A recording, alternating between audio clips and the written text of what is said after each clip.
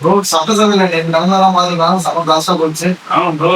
காலையில ஈஸியா என்ன விஜய் சார் ஸ்பீச் என்ன ஆக்சன் என்ன ஃபுல்லாவே வந்துட்டு பிளாஸ்டா தான் போச்சு. பேசுறாங்க பேசுவாங்க எழுதி வெளியே போயிடுறாங்க. எழுதிட்டாங்க. இன்னொரு விஷயம் பாத்தீங்கன்னா நல்ல ஸ்பீச் எல்லாம் பிளாஸ்டா அப்படியா?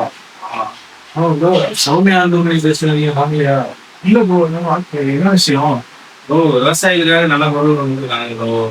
விவசாயிகள் வந்து மழை காலத்துலயும் கஷ்டம்தான் படுறாங்க, வெயில் காலத்துலயும் கஷ்டம்தான் படுறாங்க. மழை காலத்துலன்னா மழை அதிகமா வந்து பயிர் வீணாயிருது. அது போய் யாரும் ஒழுங்கா நேர்ல போய் சர்வே பண்றது கிடையாது. ட்ரோன் மூலியமா தான் பார்த்து கணக்கு எடுக்கிறாங்க. அப்படிங்கிறப்ப அந்த கணக்கெல்லாம் மிஸ் ஆகுது. இது வந்து நாங்கள் மாதிரி வச்சிருந்தாங்க. இன்னொன்னு பார்த்தீங்கன்னா கொள்முதல் பண்ற இடத்துல வந்து ஒரு ஆளுக்கு எவ்வளவு மூட்டைன்ற மாதிரி தான் கொள்முதல் பண்றாங்க. ஒரு அளவுக்கு இருந்தாலும் அவங்க வாங்கவும் மாட்டிக்கிறாங்க அப்படின்ற மாதிரி சொல்லியிருக்காங்க. இதுக்கு போக மீதி இருக்க பயிரெல்லாம் வீணா போகுது. ஆல்ரெடி விவசாயி கடன் வாங்கி தான் வந்துட்டு விவசாயம் பண்றாங்க. இப்போ இங்கே அவங்க பயிர் இந்த அளவுக்கு வீணா போணுச்சுன்னா அவங்க என்ன பண்ணுவாங்க? கடன் வாங்கி அவங்க எப்பயுமே மைண்ட் சொல்றாங்க பேசுறாங்க. நானும் 2-3 நாளைக்கு அவன் நீங்க சொல்லி அது தெரியும். கடன் வாங்கினா ஃபாரின் போயிட்டு நல்லா தான் இருக்காங்க. உள்ளூர்ல 10,000 ரூபா விவசாயிகள் அடைக்க முடியாம லெவல் முடியல அளவு போறாங்க. எல்லிலும் ஒரு வறட்சி வரும்போது முன்னேற்பாடுகளை வந்து நம்ம வேலை காட்சி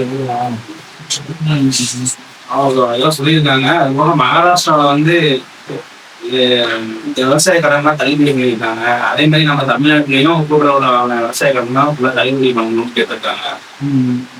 அது போக இந்த நல்லா பேசியிருக்காங்க. பண்ணா நல்லதுதான். 50% யாரும் போகும்.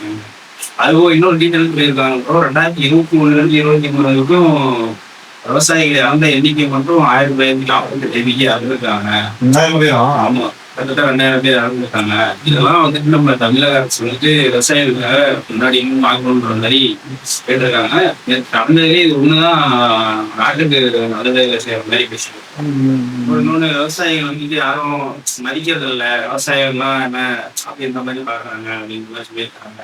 ஆனா நம்ம ஊர்ல பாத்தீங்கன்னா 3ல் 2 பேர் விவசாயத்தை அந்த தொழில தான் பண்றவங்க இருந்தாங்க.